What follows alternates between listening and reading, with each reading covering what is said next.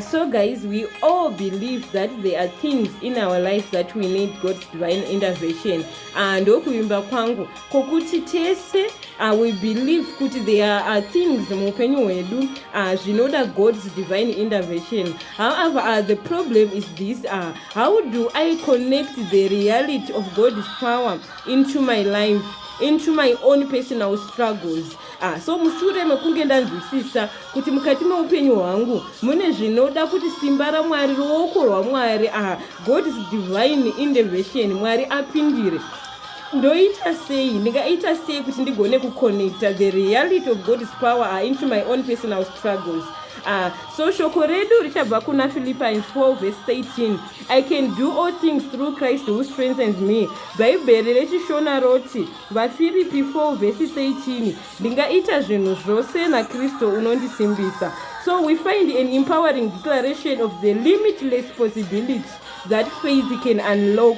Faith and courage can unlock our hidden strength.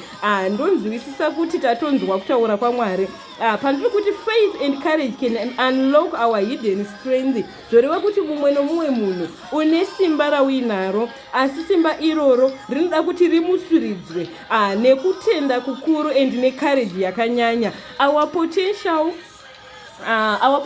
it is not just a personal attribute but a divine gift means to be nurtured and used for greater purpose. Kureva kuti tine simba mavadikanwi, tine simba guru kwazvo rinoda kuti isu tirishandire to be nurtured. Iwe ndiwo unofanira kumutsiridza, kusimbisa, kuempower simba rawagara uinaro riri mauri rawakapiwa naMweya Mutsvene.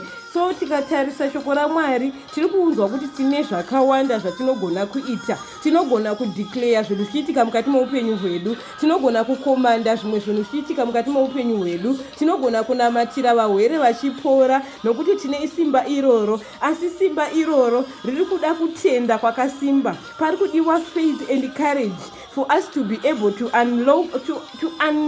unlock our hidden strength. So vamavadikani, nhasi ngatinzwei kusimbiswa, tinzwe kukurudzirwa, tinzwe hasha matiri kuti indoda kumboti simba randakapiwa naMwari ndimboriita put into practice. Kana Mweya Mutsvene akazviita kune vamwe mubhaibheri, kune vakawanda vakakundiswa nokutenda, kune vakawanda vakakundiswa nokutenda muna Mwari. Tikazoverenga bhaibheri redu, shoko raMwari, kune hondo dzakawanda dzakahwiwa nokutenda, dzakakundwa nokutenda. So hama vadikani, ngatisumudzirwei tigone kusumudza kutenda kwedu, our faith and courage.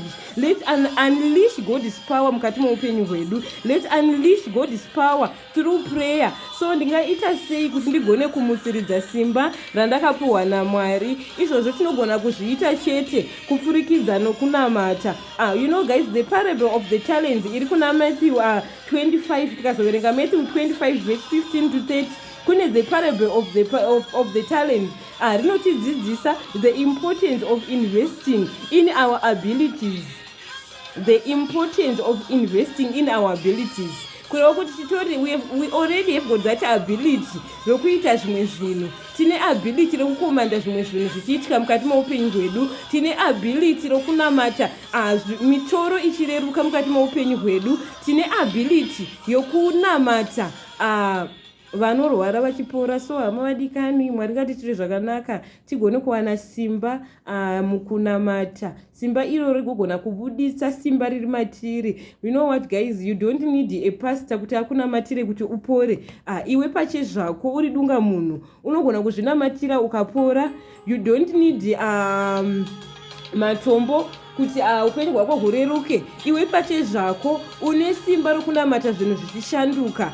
Tine simba guru ratakapiwa panyika pano naMwari. So guys, and Mwari zvakare ane simba guru mukati meupenyu hwedu. So ngatiwanei simba rokunamatira kuti tigone kuti unleash God's power neminamato yedu ine simba. Mwari ngakuitirei zvakanaka kumabasa nekumhuri dzenyu.